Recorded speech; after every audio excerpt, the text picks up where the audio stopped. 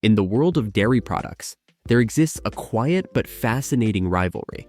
Two types of milk that are often confused for one another, yet serve entirely different culinary purposes. Though they may look similar, these two canned milk products are as different as night and day, and understanding their nuances can change the way you cook, bake, and drink your way through the world of creamy delights.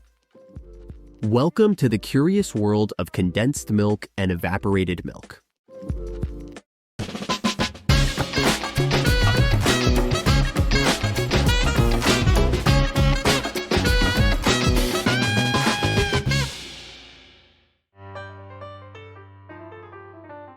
To truly understand condensed and evaporated milk, we must first take a step back into history. It was the 19th century, a time when the Industrial Revolution was rapidly transforming the world. Advances in technology were reshaping industries, and food preservation was no exception. Before the rise of refrigeration, milk was a highly perishable product, spoiling within days of milking. In 1856, an inventor named Gail Borden would change the course of dairy history. After witnessing the difficulties of transporting fresh milk across long distances, Borden devised a method to evaporate the water from milk, leaving behind a more stable product. The result was evaporated milk, which could be stored for long periods without refrigeration. His invention proved to be a lifeline for soldiers during the Civil War. And as time went on, evaporated milk became a staple in pantries across the world. But it wasn't long before another innovation would emerge: condensed milk. This time, the approach was slightly different. Condensed milk would go one step further by adding sugar to the mix, creating a rich, sweet treat that would become a sensation in kitchens everywhere. Evaporated milk is often overshadowed by its sweeter counterpart, condensed milk. But it is this very quality that makes evaporated milk the go-to choice for savory dishes, lending a creamy texture without adding any significant sweetness. Evaporated milk begins life as regular milk, which is then heated to remove about 60% of its water content. The result is a thick, creamy liquid with a rich, full-bodied texture, but one that retains the mild, neutral flavor of fresh milk. It has a slightly caramelized taste from the evaporation process, though it is by no means sweet. In savory recipes, evaporated milk is a chameleon, acting as a versatile ingredient that can enhance everything from soups and sauces to casseroles and mashed potatoes. In many ways, it's the secret ingredient for making creamy dishes without the heavy richness of heavy cream. It blends seamlessly with cheese, creating sauces that cling to pasta without overwhelming the other flavors in the dish.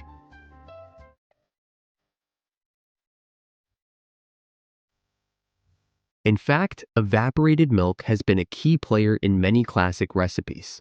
One of the most beloved uses of evaporated milk is in the making of creamy macaroni and cheese. It brings the ideal consistency to the sauce, providing a rich, velvety texture that coats the pasta, while its subtle taste allows the sharpness of the cheese to shine.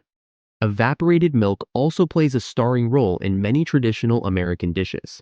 For example, it is often used in pumpkin pies and custards, where its silky consistency helps achieve that perfect smooth texture. You might not even know it's there, but it's the unsung hero of a vast array of culinary traditions. In contrast to evaporated milk, condensed milk is sweet, dense, and downright luxurious. The key difference between condensed milk and evaporated milk lies in the amount of sugar added. While evaporated milk is simply concentrated milk, condensed milk is concentrated milk with a heavy dose of sugar. In fact, condensed milk is often referred to as sweetened condensed milk, and its sweetness is what defines it. The process of making condensed milk begins much the same as evaporated milk. Fresh milk is evaporated, removing roughly 60% of the water content. But here, the sugar is introduced, often in a ratio of 1 part sugar to 2 parts milk. The mixture is then heated, which causes the sugar to dissolve into the milk, resulting in a thick, golden syrup-like consistency. Condensed milk is the hallmark of countless desserts across the globe. In Latin America, it's the main ingredient in the indulgent treat known as dulce de leche, a thick caramel-like confection that is spread on toast, drizzled over ice cream, or simply eaten by the spoonful. In Southeast Asia, it's a crucial component of coconut-based desserts, where its sugary, creamy richness balances the tropical flavors of coconut. Perhaps the most iconic use of condensed milk in the Western world is in the making of key lime pie. The thick, syrupy consistency of condensed milk lends itself perfectly to the rich filling of this famous dessert, adding a silken smoothness that contrasts beautifully with the tartness of the lime. Another beloved use is in the preparation of Vietnamese iced coffee, where condensed milk creates a bold, sweet contrast to the strong coffee, turning it into a rich, decadent beverage. And who can forget the Christmas tradition of making fudge? Many fudge recipes call for condensed milk to give the candy its smooth, velvety texture and melt-in-your-mouth sweetness. If you're watching your sugar intake or calorie count, you might want to take a closer look at the nutritional labels before grabbing that can from the pantry. Evaporated milk, though rich and creamy, is generally lower in sugar compared to condensed milk.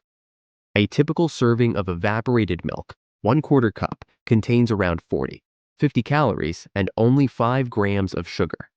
It's a suitable choice for those who want to add creaminess to dishes without introducing too much sweetness. Condensed milk, on the other hand, is far more indulgent. A single tablespoon of condensed milk can contain upwards of 60 calories and a whopping 12 grams of sugar. That's because the sugar content in condensed milk is much higher than in evaporated milk, giving it a much sweeter profile.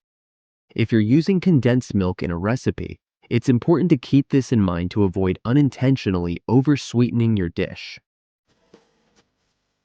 For those with dietary concerns such as lactose intolerance, both condensed and evaporated milk are available in dairy-free versions made from soy, almond, or coconut milk.